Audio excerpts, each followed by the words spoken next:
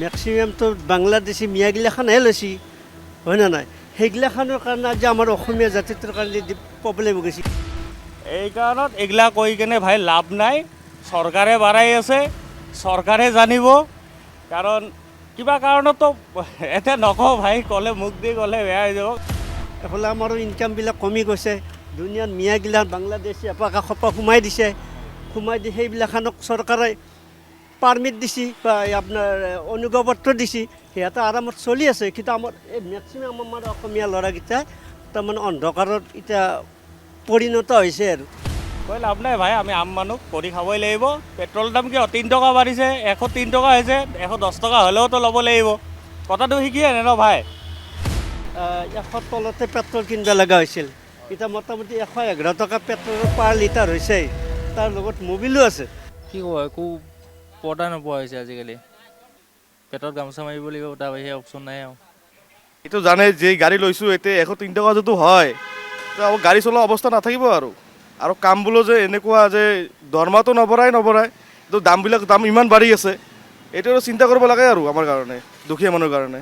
এইটোৱে আৰু আমাৰো তাৰমানে এতিয়া পেট্ৰলৰো দাম বাঢ়ি গ'ল, লগতে আমাৰ অটোগিলাও পূৰণ হৈ গ'ল। তাৰোপৰি আজিকালি নানান ধৰণৰ এইবিলাক মানে হেৰিবিলাক মানে বেটাৰী অটোবিলাক দিছে। মেক্সিমামটো বাংলাদেশী মিয়াগিলাখানহে লৈছে হয় না নাই সেইগিলাখানৰ কাৰণে আজি আমাৰ অসমীয়া জাতিটোৰ কাৰণে প্ৰব্লেম হৈ গৈছে। তাৰ উপৰি তাৰমানে তেলৰ দাম বাঢ়ি গৈছে। বজাৰ সামগ্ৰী সিমান এটা দাম বাঢ়া নাই। আগতে যিটো আছিল আজি 4-5 বছৰ যিটো আমাৰ খোৱা যিটো সামগ্ৰী আছে, চাউল দালি হয়তো কতিপাত দাম বাঢ়া নাই, কিন্তু বাকী ক্ষেত্ৰত আপোনাৰ এতিয়া চব প্ৰব্লেম হৈ গৈছে আৰু। মানে এতিয়া আমি ধৰি লওক আগতে আমি 100 তলতে পেট্ৰল কিনিব লগা হৈছিল, এতিয়া মোটামুটি 111 টকা পেট্ৰলৰ পাৰ লিটাৰ হৈছে। তাৰ লগত মবিলো আছে। গতিকে প্ৰব্লেমটো সেনেকুৱা হৈ গৈছে আৰু, উপায়টো নাই। এফালে আমাৰো ইনকামবিলাক কমি গৈছে। দুনিয়াত মিয়াগিলাখান বাংলাদেশী এপাকা খপা সোমাই দিছে, সোমাই দি সেইবিলাখানক চৰকাৰে পাৰ্মিট দিছে বা আপোনাৰ অনুজ্ঞাপত্ৰ দিছে, সিহঁতে আৰামত চলি আছে। কিন্তু আমাৰ এই মেক্সিমাম আমাৰ অসমীয়া ল'ৰাকেইটা তাৰমানে অন্ধকাৰত এতিয়া পৰিণত হৈছে আৰু। অলপ অসুবিধা হৈছে, পইচা পাতি বেছিকৈ যায় আৰু দূৰত যাব লাগে, সেনেকৈ অসুবিধা হৈছে অলপ। আৰু যিহেতু আপোনাৰ অহা যোৱা কৰিয়ে থাকোঁ, সেনেকুৱা আৰু অসুবিধাৰ সন্মুখীন সদায় দিব লাগে। দূৰৰ পৰা অহা যোৱা কৰোঁ, অলপ অসুবিধা হয়, সেনেকুৱা আৰু। পেট্ৰল আৰু ডিজেলৰ মূল্য বৃদ্ধি দিনক দিনে বৃদ্ধি হৈ গৈ আছে। এনেকৈ হৈ গ'লে বহুত মানে চিন্তা কৰিবলগীয়া কথা হয়। বিশেষকৈ যিখিনি মানে ডেইলি ইনকাম কৰি খোৱা মানুহ, তেখেতসকলে এনেকৈ যদি বৃদ্ধি হৈ যায় বহুত প্ৰব্লেম হয়।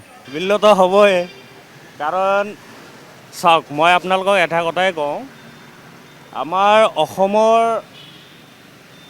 যোনটো ছিটুৱেশ্যন চলি আছে হয় নহয়, এতিয়া ধৰি লওক এনেকুৱা মূল্যতা বাঢ়ি আছে। এতিয়া ক'ব লগা বহুত কিছু আছে, কিন্তু ক'লে আকৌ কিবা এটা হৈ যাব।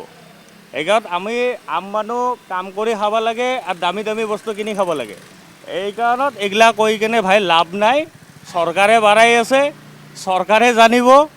কাৰণ কিবা কাৰণতো এতিয়া নকওঁ ভাই, ক'লে মুখ দি ক'লে বেয়া হৈ যাব। কাৰণ এইটো মিডিয়া হয়তো, কৈ লাভ নাই ভাই, আমি আম মানুহ কৰি খাবই লাগিব। পেট্ৰলৰ দাম কিয় 3 টকা বাঢ়িছে, 103 টকা হৈছে, 110 টকা হ'লেওতো ল'ব লাগিব। কথাটো শিকিয়ে আনে ন ভাই, 110 টকা হ'লেও আমাৰ ভৰাব লাগিব।